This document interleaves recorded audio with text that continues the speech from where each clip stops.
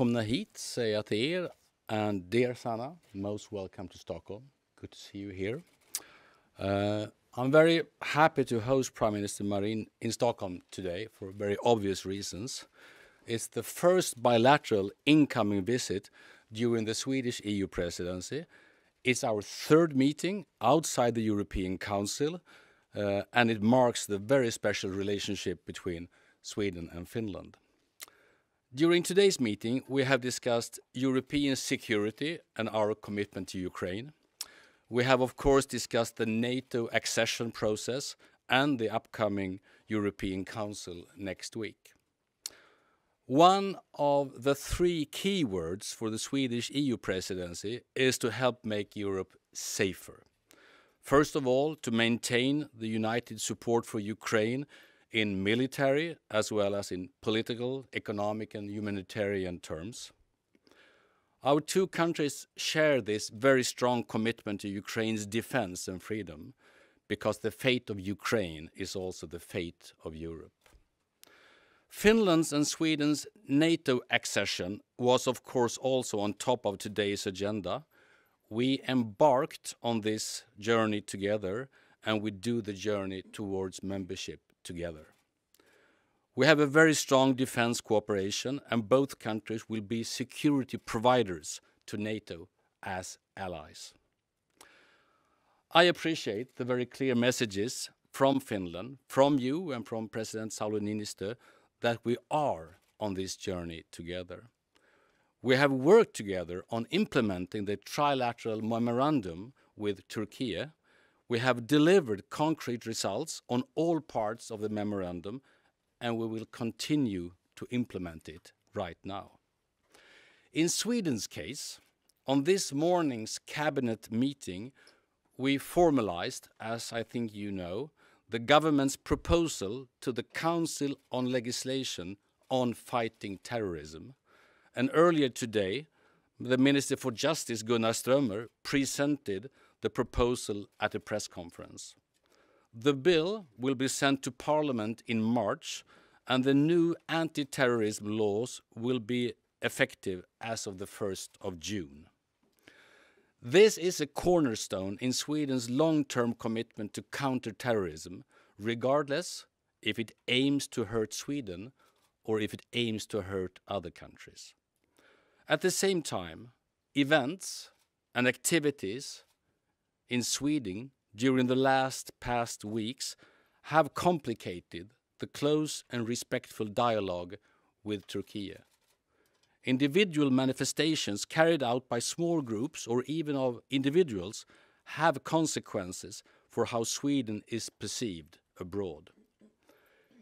It also has consequences for Swedish business communities and for our number one priority for national security, Finland's and Sweden's NATO accession.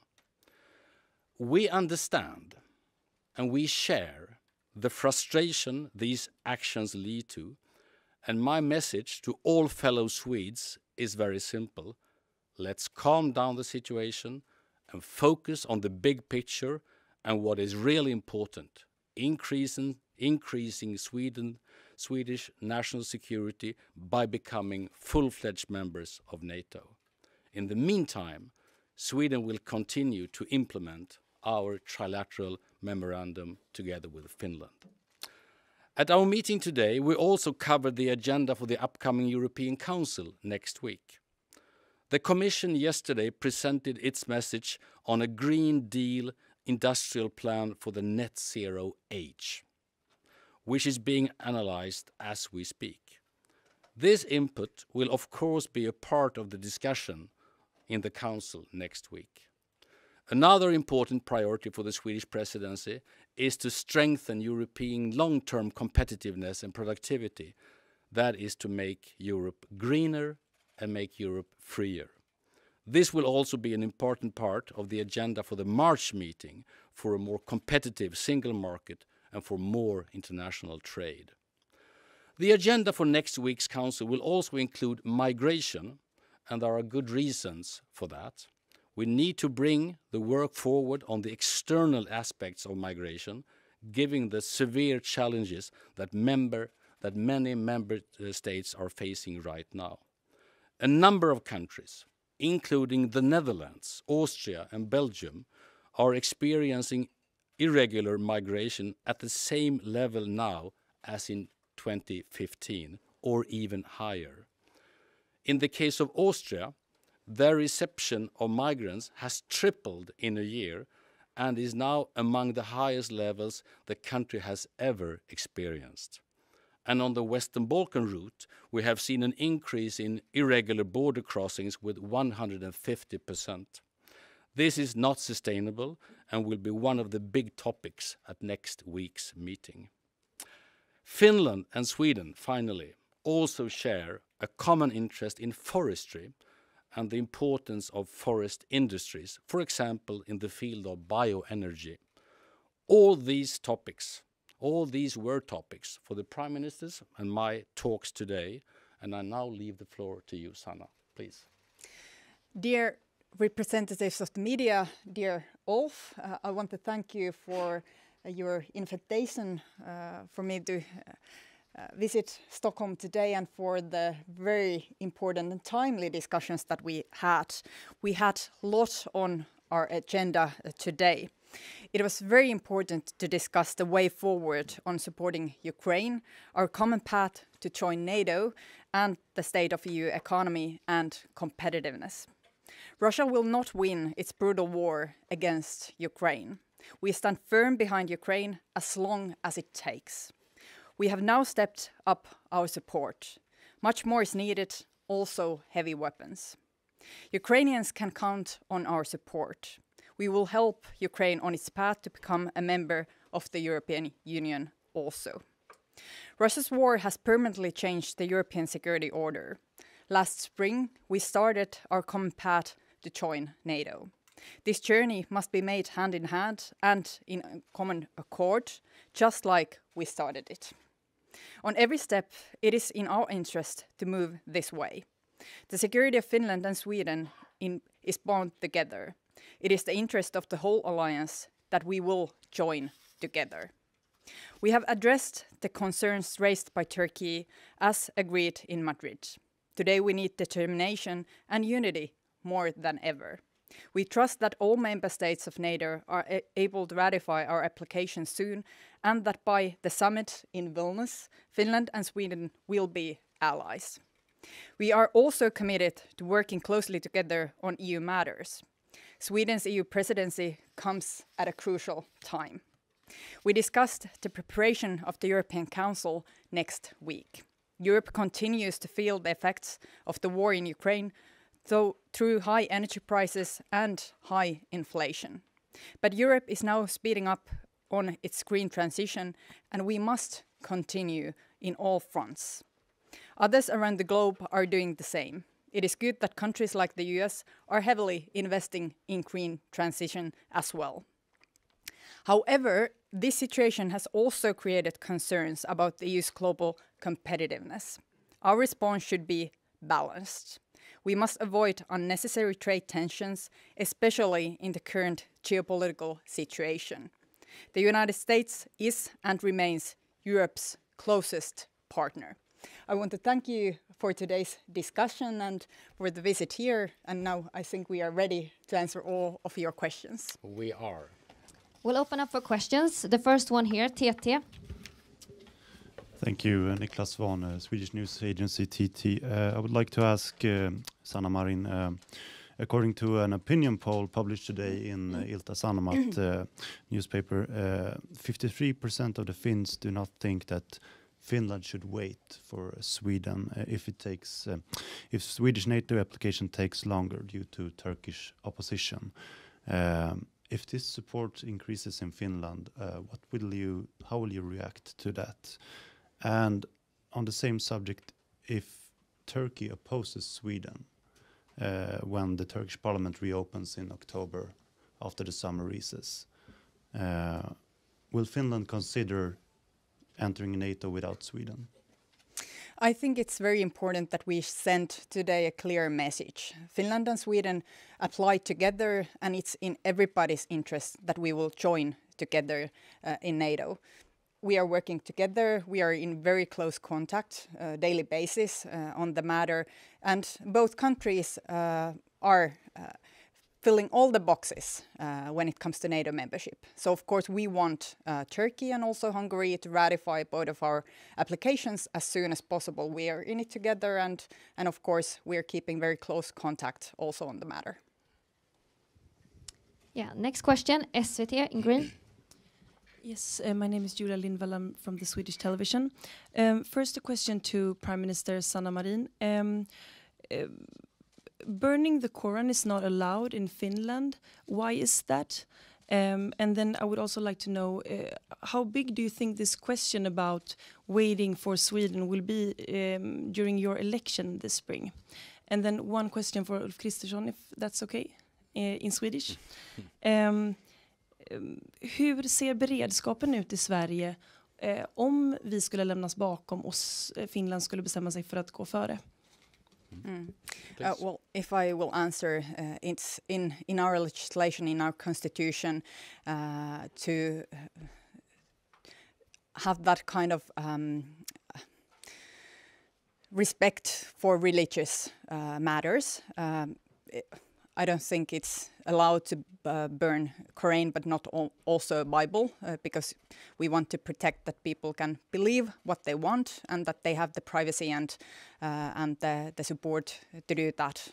And I think there's also some legislation concerning to making open fire in Finland in public places. So there is also these kind of very concrete matters why it's not allowed to put anything on fire in public places. Not only Quran, but you cannot like burn your chair or anything in public places. Don't do it in Finland. Nej, jag tänker ju inte spekulera förstås i olika scenarier, absolut inte. Utan vi, som Sanna Marin sa, vi gick in där tillsammans. Vi har inga andra ambitioner att gå igenom det här tillsammans och slutföra det tillsammans. Det är vi helt inställda på. Så att jag tar fasta på att Finland är väldigt tydliga i sina kommentarer. Att det är så de också ser på saken. Att det är så de vill fullfölja detta. Och att vi båda hoppas att vi till Vilniusmötet, det stora NATO-mötet, ungefär vid den tiden, båda kommer kunna vara medlemmar i NATO. Så det är där jag finns. Sen förstår jag, och det har jag sagt många gånger, jag förstår den finska frustrationen med detta. Jag förstår den fullt ut. Så jag tycker inte det är konstigt att man ventilerar den sortens diskussion. Det hade vi gjort i Sverige också, tror jag, om situationen hade varit en omvända. Så jag förstår frustrationen, men jag uppskattar att Finland vill gå hand i hand med Sverige. Då tar vi TV4. I have a question regarding the process going forward. It seems like the Swedish NATO application is stuck in a dead end at the moment. And I'm wondering, what is the strategy to change this? I'm not very imaginative, but I can sort of really construct a way out of this. What are you doing? Are you talking to the other NATO allies to make them pressure Turkey, or what's the playbook? Well, I think it's very important to stay calm. As I said, we fill all the boxes to become NATO allies, to become members of NATO. We have agreed joint declaration in Madrid, and now both countries are following that. I think it's very important that you are now presenting this new legislation on terrorism and following what has agreed in Madrid. And then it's up to the two countries, Turkey and Hungary, to ratify. And we are expecting and waiting them to ratify our applications as soon as possible. Of course, we are discussing with many NATO member states on the matter, and it's also there's also a question of NATO's credibility when it comes to open door policy. So I think there are many interests on finishing this situation as soon as possible to finalizing our memberships in NATO. I very much agree on that. First, stay calm. Stay calm. Don't heat the situation up. Come back to serious discussions. Sit down and continue the talks we have had, because they have been fruitful. And then continue implementing the trilateral memorandum and do exactly what we did this morning. An important step was taken this morning in having a new legislation in place. But how can you define this as fruitful? I said all the talks we've had since Madrid have been fruitful, I would say. Also confirmed by Turkey. very much so. And then, of course, the last week's events have not been fruitful. That's obvious to state. And that's why I think we need to get back to a more reasonable way of discussion with each other. And that's not possible while things are burning, literally. Yes, we'll do next question here in red. Antonia Berg, MTV News från Finland. Jag frågar Ulf Kristersson på svenska. Hur sannolikt ser du att det kommer att upprepas sådana här provokativa handlingar här i Sverige och vad kan det leda till? And Sanna Marin, how long will we be able to wait for Sweden if there will be more actions like this and it will last some years, for example? Could Finland wait that long? Thank you. Jag är statsminister, jag sysslar inte med sannolikhetslära utan jag vet vad jag vill åstadkomma och jag kommer att arbeta hårt för det. Sen inser jag att människor som verkligen vill försöka sabotera den svenska och den finska NATO-ansökan kan göra det på olika sätt som är lagliga. Jag förstår att det är möjligt. Jag beklagar att det är på det sättet, att man vill göra på det sättet och jag tycker att det är riskabelt och att man riskerar att spela krafter i händerna som inte vill Sverige väl. Jag vill bara understryka detta.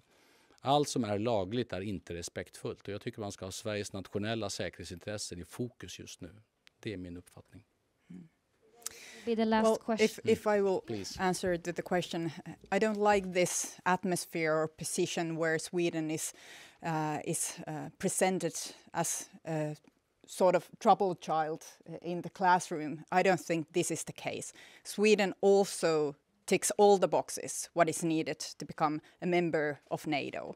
And now we are waiting for 2 countries to ratify. It's in NATO's interest that both countries, Finland and Sweden, will enter NATO together because we are sharing the same security atmosphere up here in the north. It will be in everybody's interests. NATO's interest, our interest, that we would be accepted simultaneously. So there's also real reasons why it's so important that we applied and that we are joining NATO together.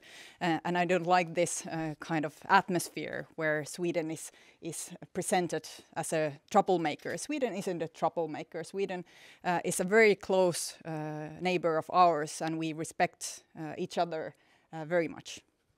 Yes, Thank you so much. Thank you, Sanna. Thank Yes. you. Thank you. Thank you. Thank you so much.